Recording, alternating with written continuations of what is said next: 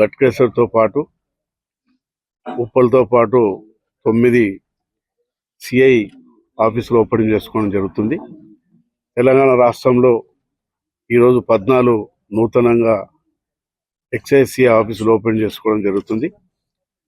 Excise department ముఖ్యంగా కల్తీని అంతా కూడా అరికట్టవలసిన బాధ్యత ఉన్నది.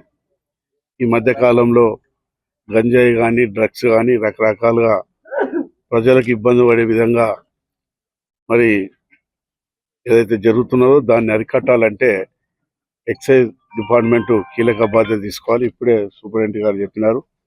కేరళ దగ్గర కూడా కేరళ బార్డర్లో కూడా పెద్ద ఎత్తున గంజాయి పట్టుకోవడం కూడా జరిగిందని. ఏదైతే ఎక్సైజ్ ఆఫీసులు ఉండవలసిన అవసరం ఉన్నది, ఇదైతే మరి పక్కా బిల్డింగ్ అంతా కూడా డిపార్ట్మెంట్కి ఉన్నది.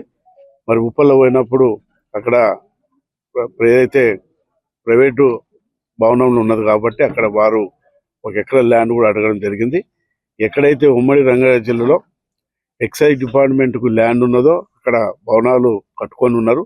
లేని దగ్గర ప్రైవేటువి అవుతున్నాయో వాటికి కూడా మరి నూతనంగా ల్యాండ్ అలాట్ చేసి భవనాలు కట్టించే బాధ్యత కూడా ముఖ్యమంత్రి గారు తీసుకుంటారు. దానికి ఎక్సైజ్ మినిస్టర్ జూపల్లి గారు తీసుకుపోయి తప్పకుండా మరి నిధులు కేటాయించి కట్టించే బాధ్యత కూడా తీసుకుంటాం.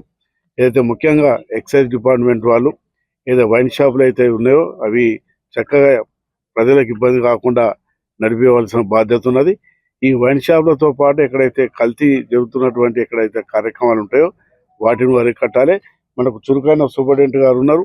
మరి వారు మన రంగారెడ్డి జిల్లాతో పాటు ఎక్కడెక్కడైతే మన కల్తీ జరుగుతుందో వాటిని అన్ని కూడా అరికడతారు. మరి ఎక్సైజ్ డిపార్ట్మెంట్ నిజంగా కూడా మన గవర్నమెంట్ నడపాలంటే మరి ముఖ్యంగా 4 డిపార్ట్మెంట్ ఎక్సైజ్ ఉంది, ట్రాన్స్పోర్ట్ ఉన్నది, రెవెన్యూ ఉన్నది.